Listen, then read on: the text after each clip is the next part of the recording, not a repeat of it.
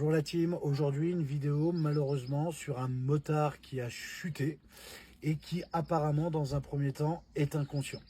Donc première chose qu'il faudra faire la team, c'est aller faire la recherche de la première détresse vitale qui est le saignement. Ok, donc pour ce faire, vous allez palper votre victime et quand vous allez la palper, à chaque fois que vous allez finir un membre, hop, vous regardez vos mains et si vous remarquez la moindre tache de sang, il va falloir stopper ce saignement.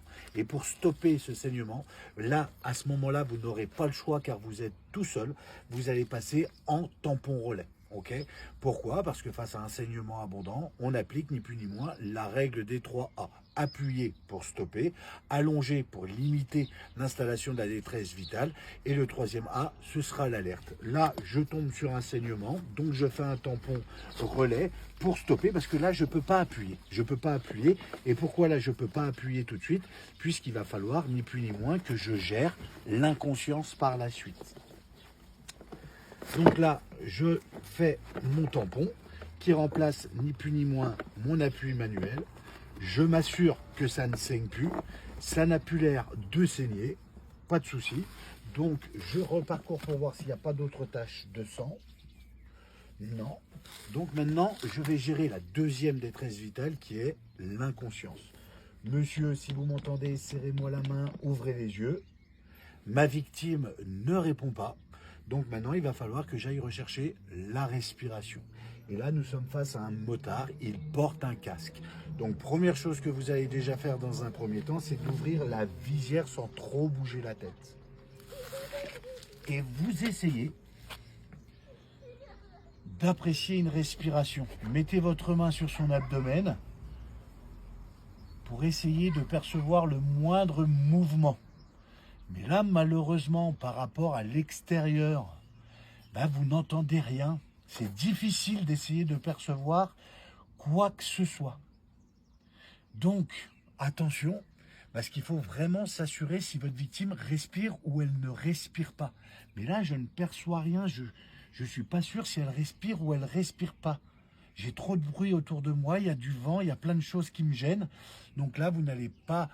Moi, personnellement, je ne vais pas avoir le choix. Et comme je sais le faire, et j'insiste bien, comme je sais le faire, pour aller rechercher la respiration, parce qu'une victime inconsciente qui respire et une victime inconsciente qui ne respire pas, ce n'est pas du tout en fait le même geste. Je vais faire un retrait de casque.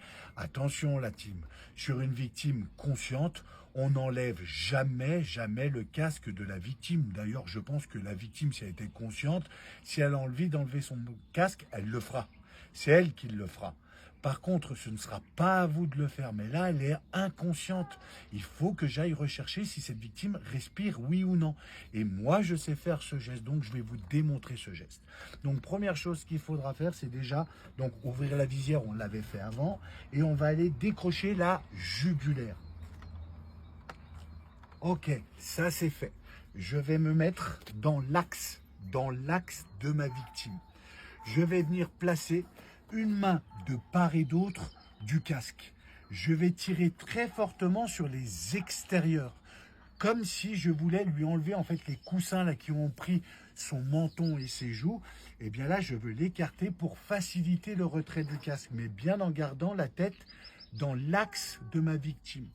Donc, mais franchement, je rentre mes mains là à l'intérieur du casque. Et là, d'un seul geste, je dis bien d'un seul geste, je tire franchement, mais juste franchement, pas en saucissonnant. Et quand le bas du casque arrivera à la base du nez, vous arrêtez. Vous arrêtez. Vous allez prendre une main et cette main, vous allez la mettre à l'intérieur du casque. Ok? À l'intérieur du casque. L'autre main, elle va venir sous la nuque. Sous la nuque.